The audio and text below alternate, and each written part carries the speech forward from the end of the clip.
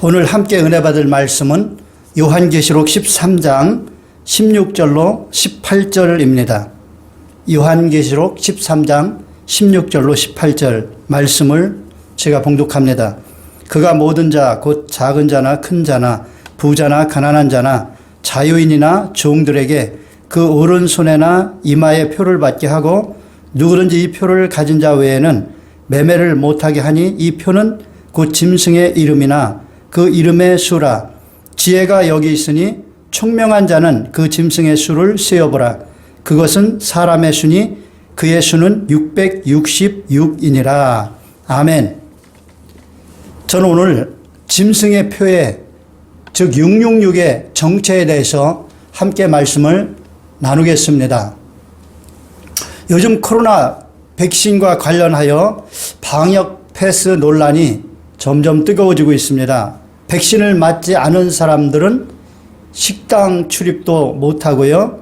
최근엔 정부가 마트 출입까지 통제하려 했다가 법원이 제동을 걸어서 다시 연기가 됐습니다만, 이런 일을 보면서 성경 요한계시록에 대해서 좀 아는 사람들은 이것이 666 표가 아니냐, 백신을 맞도록 해서 백신을 맞지 않으면 매매를 못하게 하는, 이것이 결국 백신을 맞도록 하는 이것이 666이 아니냐, 이렇게 우려를 하면서 거부하는 사람들이 있습니다.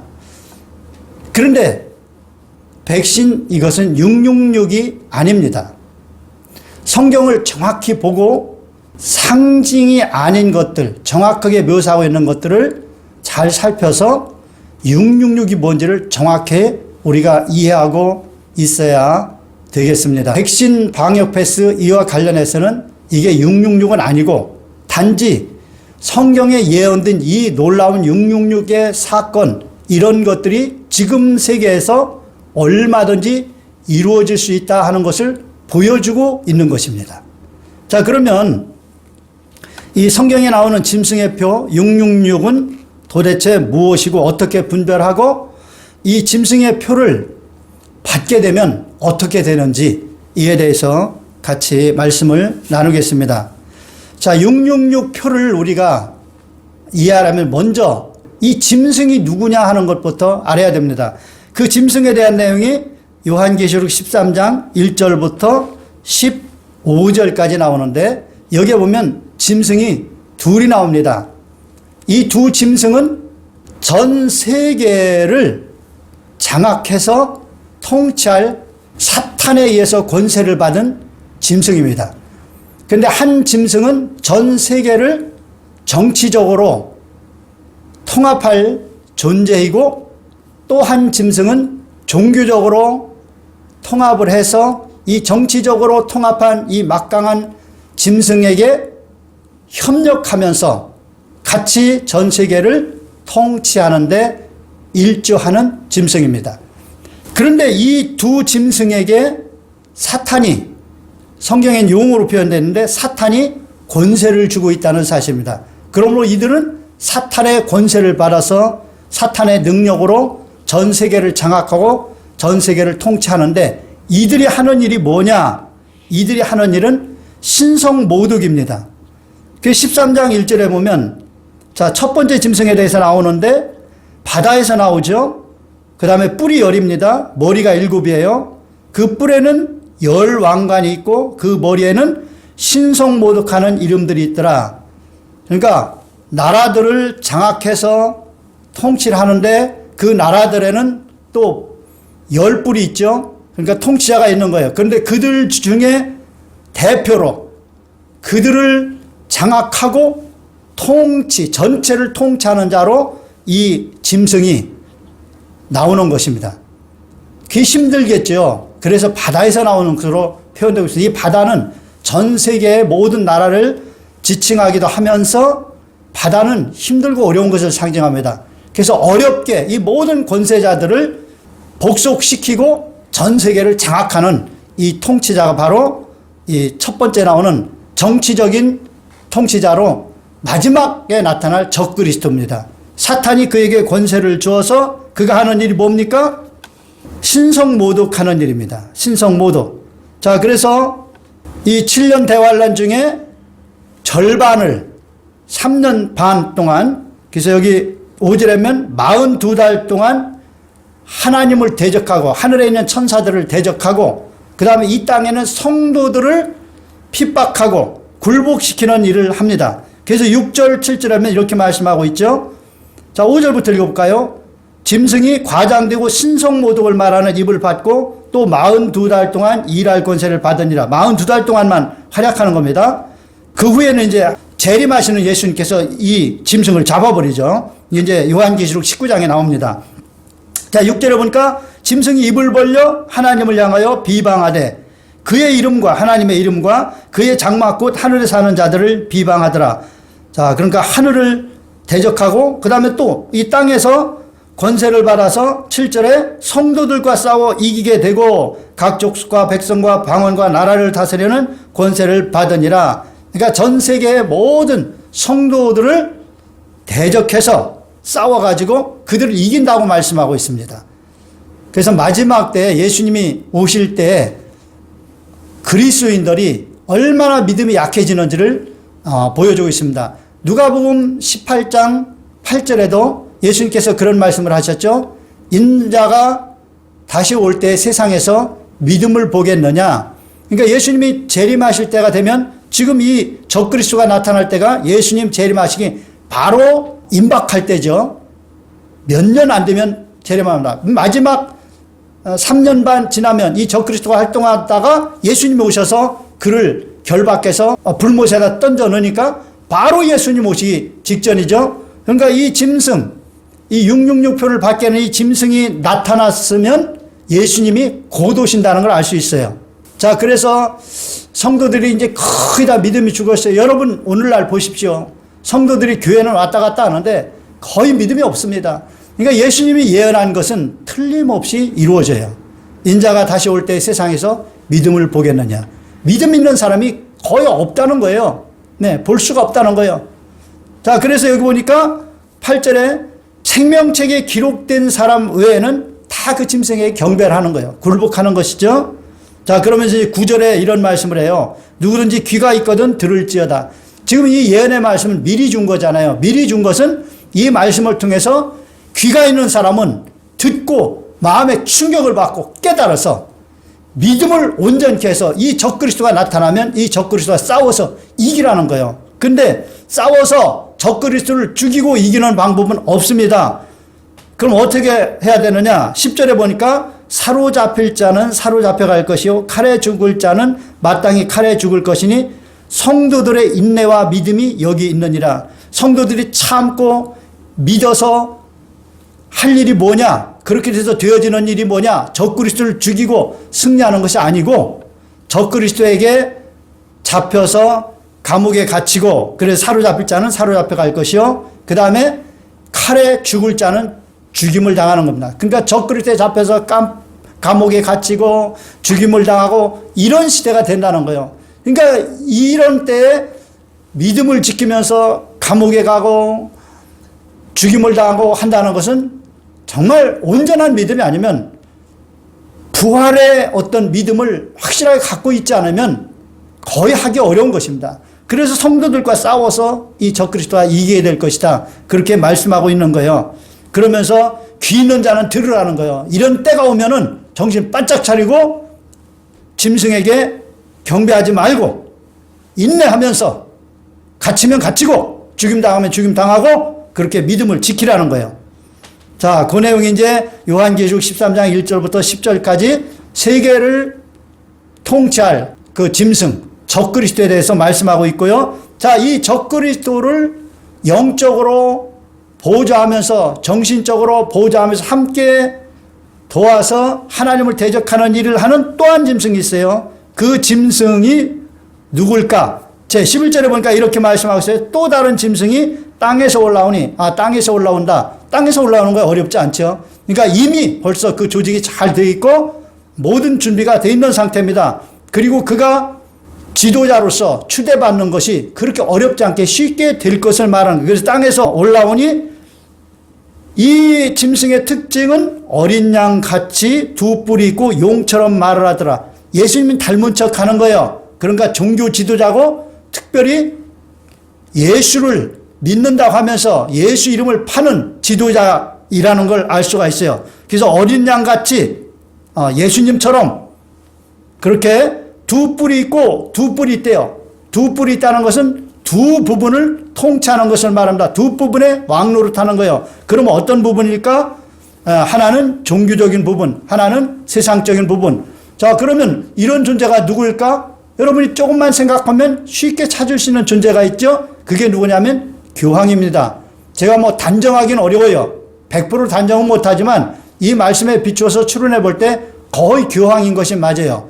왜 그러냐? 이 지금 교황은 그 이태리 로마가 이제 이탈리아의 수도 아닙니까? 그 안에 보면은 0.44 제곱킬로미터 그런 크기의 아주 작은 세계에서 가장 작은 바티칸 공화국이라는 나라가 있습니다. 그 나라를 다스리는 자가 누구냐? 교황이에요. 그러면서 이 교황은 전 세계 모든 천주교를 통치하고 다스리고 있습니다. 그뿐만이 아닙니다. 오늘날은 이 천주교가 주축이 돼서 이 교황이 주축이 돼서 WCC를 만들어 가지고 전 세계 모든 교회를 통합하고 있어요. 그래서 우리 종교들끼리 서로 싸우지 말자. 우리 연합해서 하나님의 정신이 뭐냐? 사랑 아니냐? 서로 화목하고 화해하고 지나는 것 아니냐?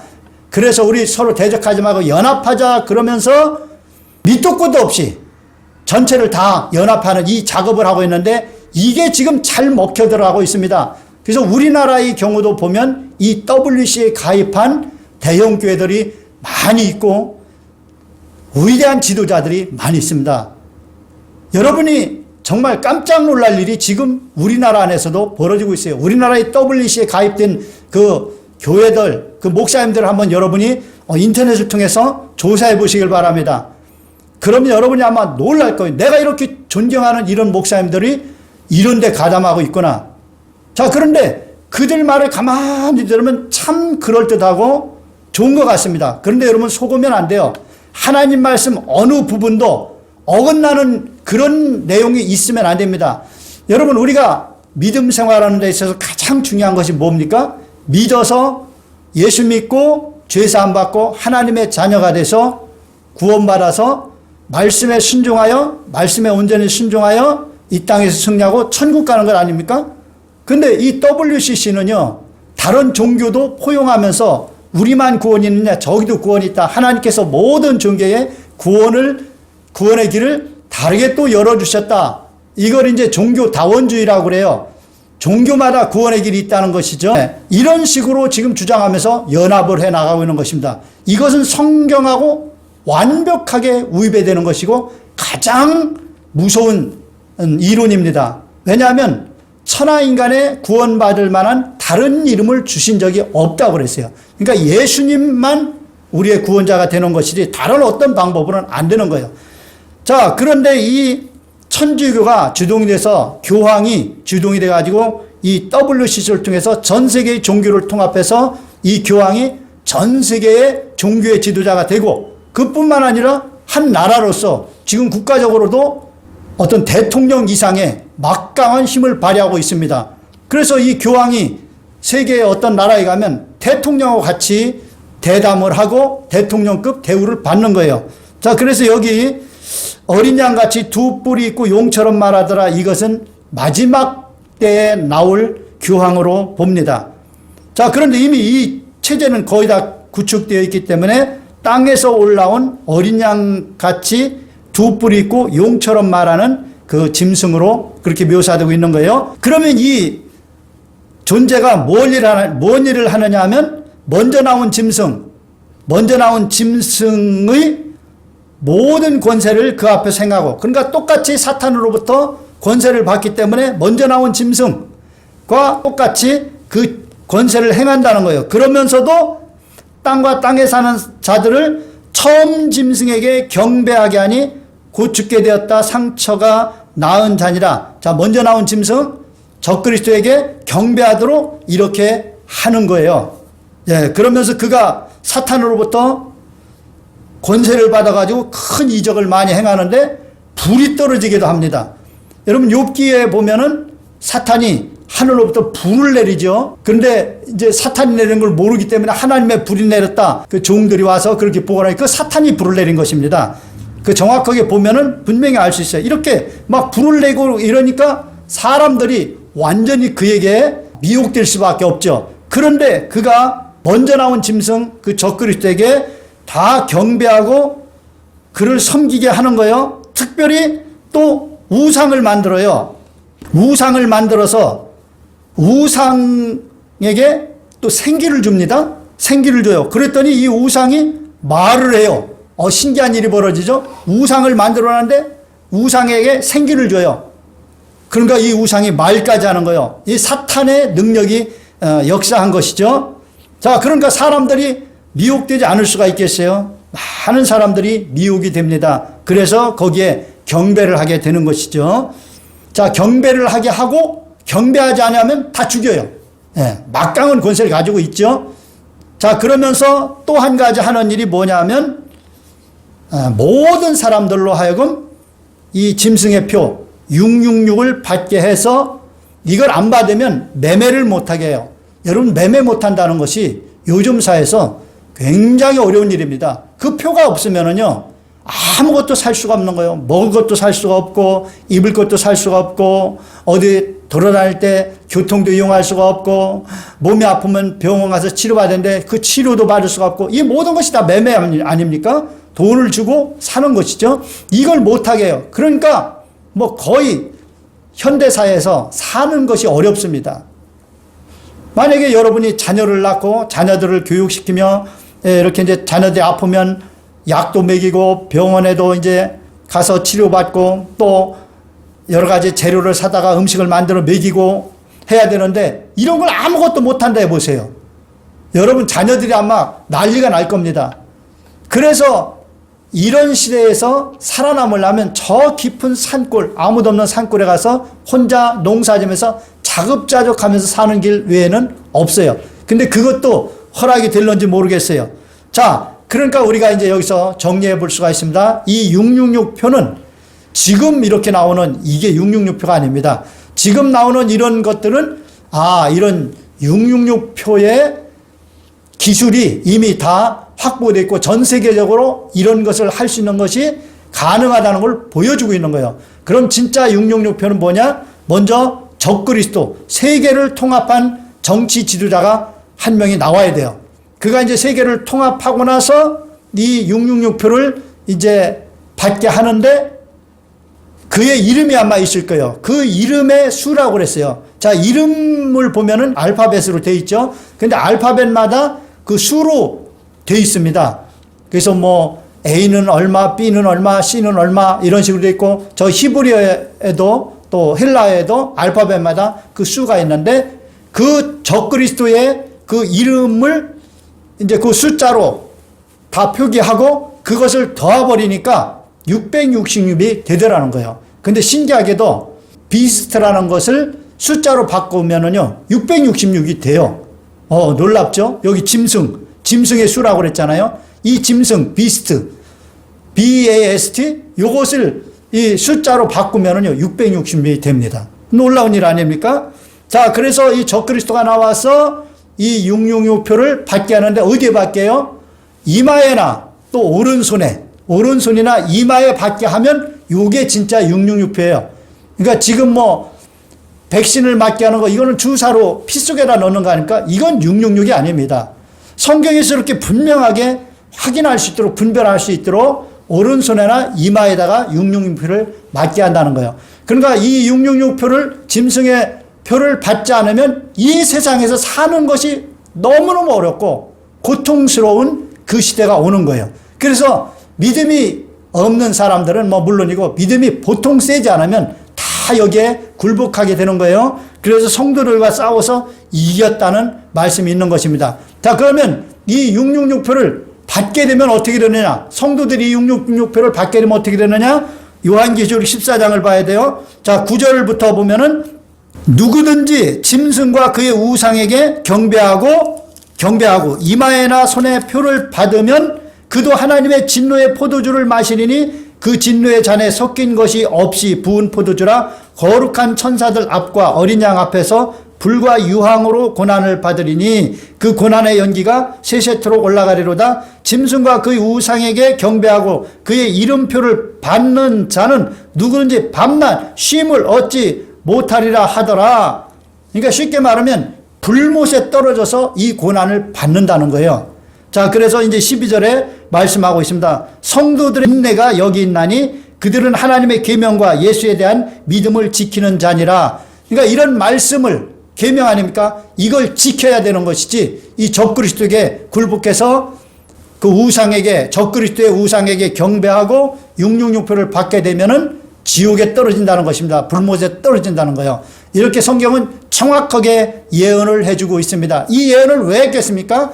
그런 시대가 오면은 말씀을 통해서 정확하게 분별해서 절대로 이 적그리스도에게 굴복하여 경배하거나 이 666표를 받지 말라고 마지막 때 예수님 오시기 아주 심히 임박한 때를 사는 성도들을 위해서 이 말씀을 주신 것입니다. 그러므로 지금 나와 있는 여러 가지 그런 것들에 미혹되지 마시고 이렇게 성경 그냥 읽어보면 그대로입니다. 거의 그대로예요. 이해 안 가는 부분은 이 666이라서 분별하는데 크게 문제되는 건 없어요. 자, 그러므로 여러분 다시 한번 정리해드리면 전 세계를 정치적으로 통합하는 막강한 권세자 적그리스도가 나타나고 그에게 사탄이 권세를 줘서 전 세계를 장악하고 통치할 수 있게 하는데 그를 또 지지해주는 또 하나의 짐승 거짓 선지자가 제가 추측하기로는 아마 교황청에서 마지막 교황이 그가 될 가능성이 아주 높아요. 전 종교 영역을 통합하고 종교를 장악하고 그래서 종교적으로 이 정치적인 적그리스도를 밀어주고 같이 연합해서 하나님을 대적하는 일을 하는 거예요. 그리고 성도들을 완전히 핍박하고 죽이는 일을 하는 거예요. 자, 이렇게 하면서 이제 666표를 받게 하는 것이죠. 그래서 666표를 안 받으면은 또 우상을 만들어 놓고 경배하지 않으면 죽입니다. 666표를 안 받으면은 매매를 못하게 해요. 그래서 결국 살 수 없도록 하는 거예요. 자, 그래서 성도는 이런 때가 오면은 절대로 666표를 받아서는 안 되고, 갇히면 갇히는 것이고, 죽임당하면 죽임당하는 것이고, 그래서 천국에 꼭 가야 됩니다.